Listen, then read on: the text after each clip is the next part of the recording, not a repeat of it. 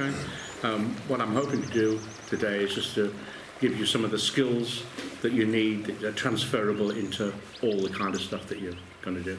I've been asked today to look at paraloop flies, okay, and different ways of tying them and the concept behind them with sighters, which probably you didn't believe could be done with a paraloop fly, but it can.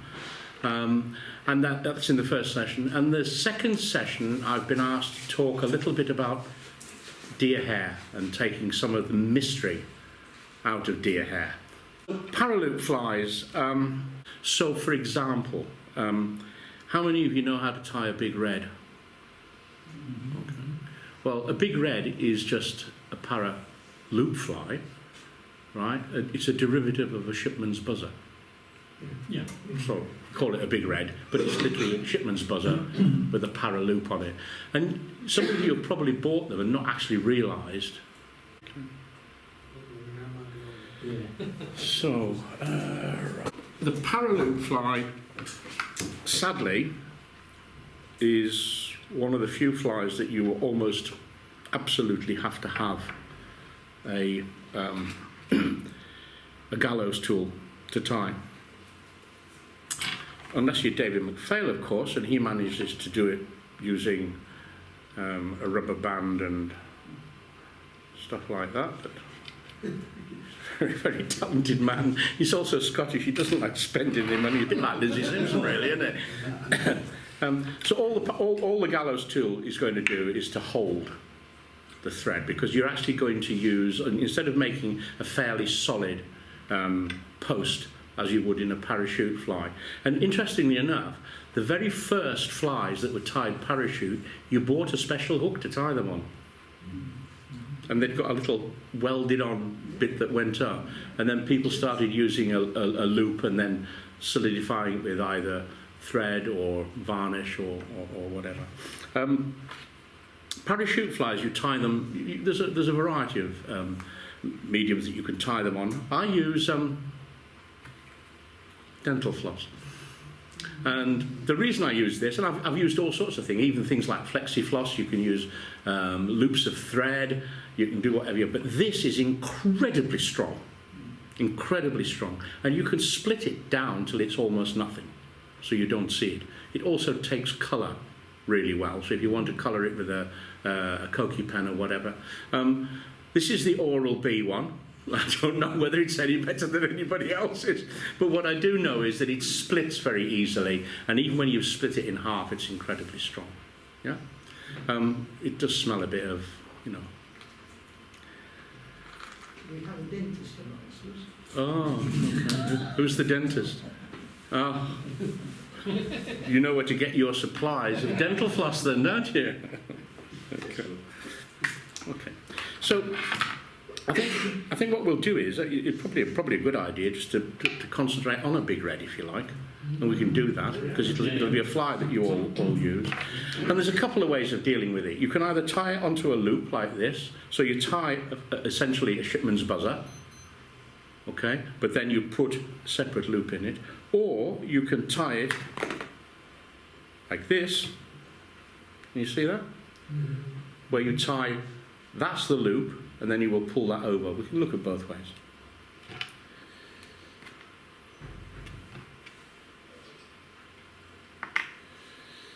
Right, I need these because my eyes are shot.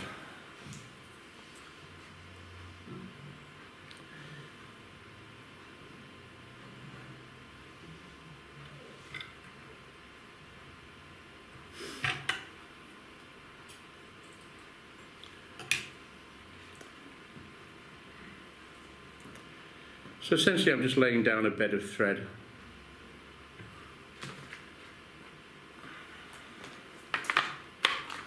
And I'll tie it in the first instance like it was just a standard Shipman's buzzer, because that I think will probably be the easiest way for you.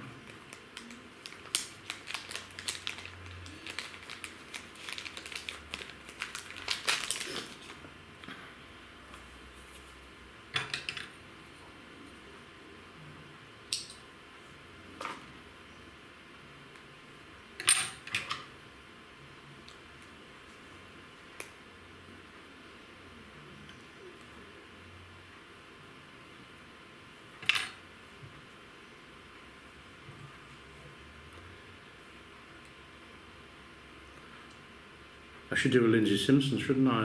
And save on Antron because it's very expensive.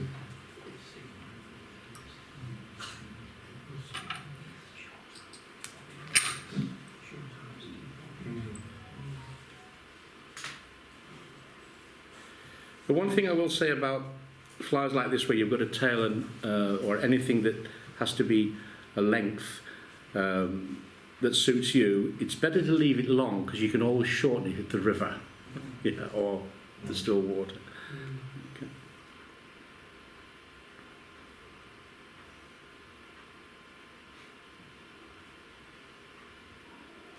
So you want to come back up, just lashing this down, and leave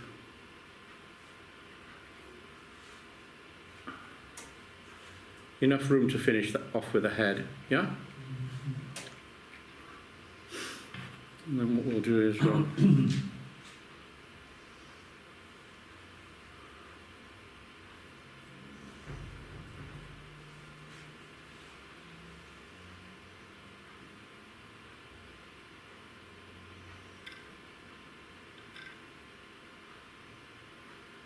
so what I'm going to do is I'm going to hackle it from about 1/3, almost at the end of the body. So we'll end up with a body and a thorax. So in front of here you'll have the thorax, and then when we pull the hackle over, it'll come over the thorax.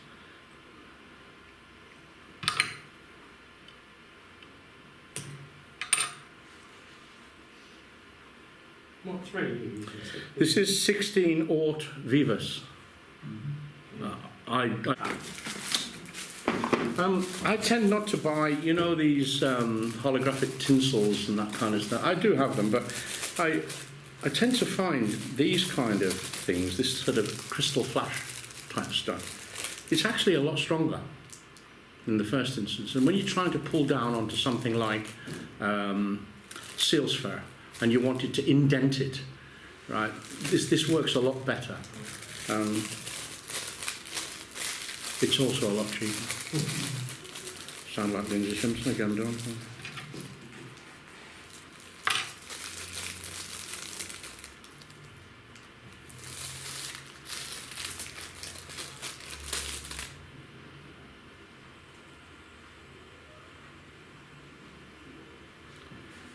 Okay.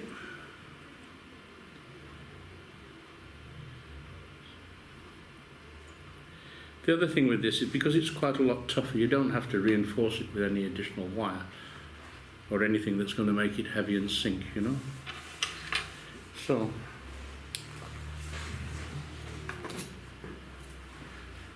how many of you struggle with deer hair? Getting it dubbed? Yeah, it's not easy, is it?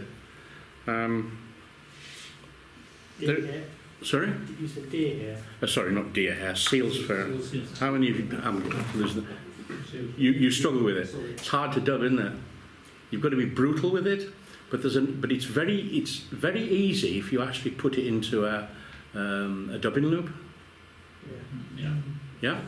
Do you want to see that? Okay, there's two ways of putting it into a dubbing loop. One is you can just wax your thread a little.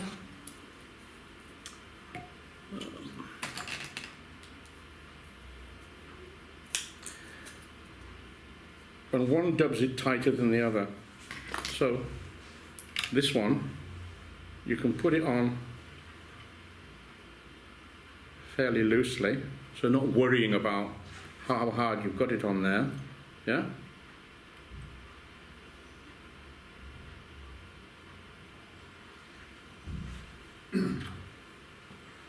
Then you can take your dubbing spinner.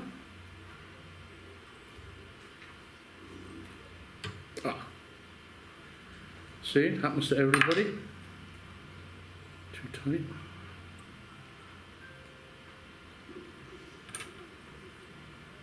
It's that cheap Venus thread. It's that cheap Vivus thread that goes off. Yeah, you're absolutely right. Some of it does go off, actually. I have had some that's a few years old now, and it does seem to lose some of its strength, I have to say.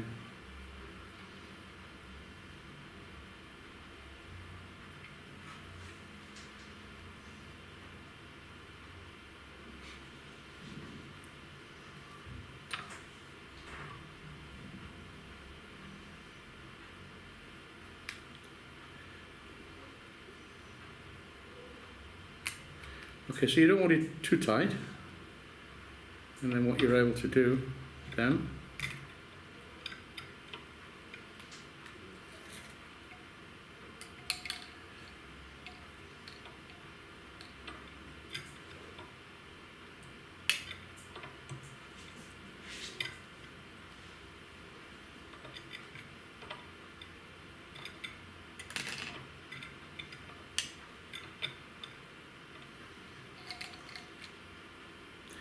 and if you bring your last turn in front of your thread, you've now locked it in.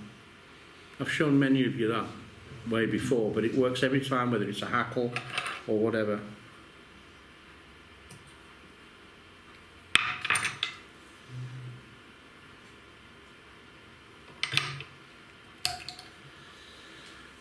I know some of you got rotary vices. You'd have to do this hand over hand if you haven't, but this is a nice easy way of letting the vice do the work for you.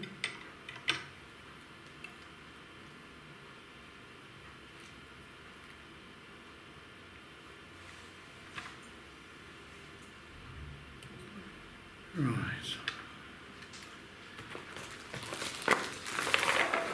So this is a size 12 hook.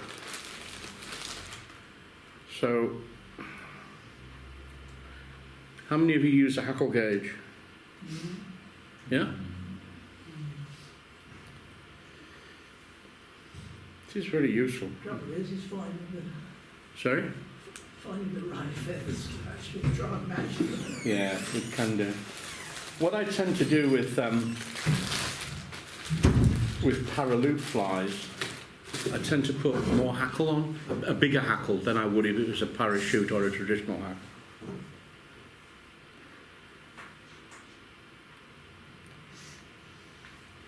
Yeah, so that's between a... So these are grade 2 Mets. Fly tines are not cheap, they're about 85 quid now. Yeah, that's not why you tie your own flies, is it?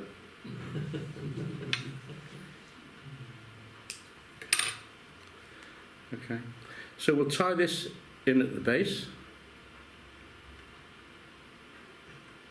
Come in front. And then what we're going to do now is just to hook that into there like that. How many of you have got a gallows tool like this? Yeah. If you, there's a little hook on the side of it. If you hook the loop through that, it's much more stable. Okay. So, unlike a parachute fly, we're going to wind the hackle up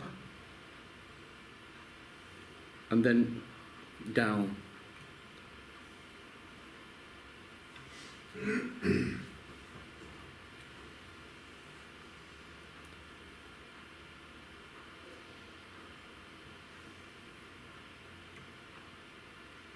And the distance you want to go needs to be just a little bit further than the length of the thorax to the eye. And you can measure that just by pulling it forward like that.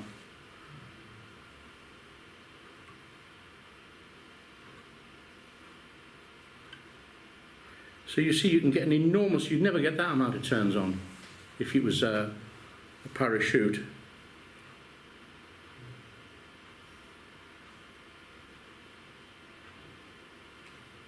Okay.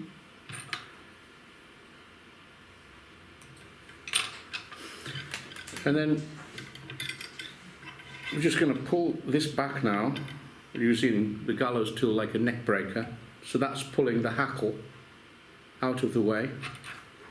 You'll always get a few trapped fibres, so those can come off at this particular stage, desperately trying not to cut through the thread.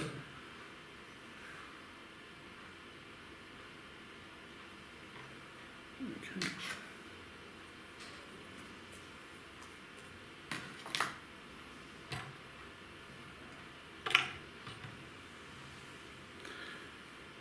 I rarely use wax when I'm dubbing, except with seal's fur. It just gives it a little bit of extra.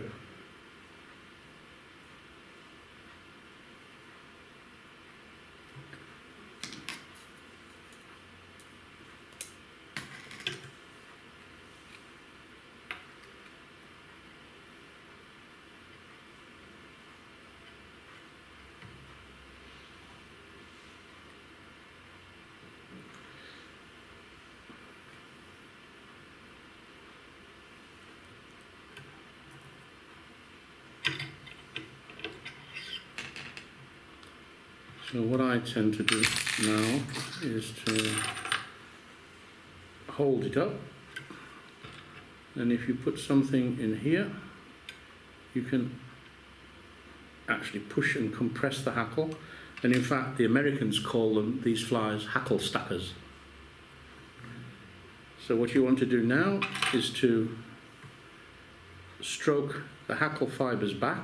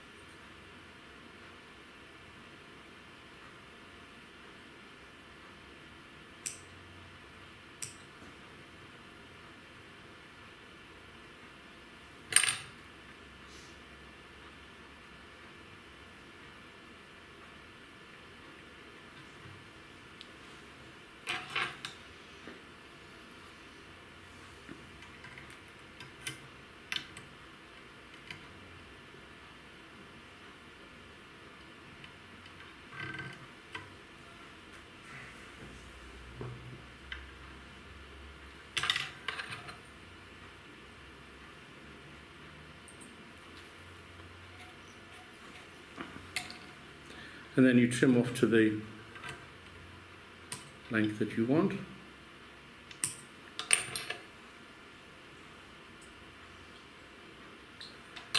And you can see the amount of hackle that you've got above that. Yeah? Which sits the fly low in the water. Yeah?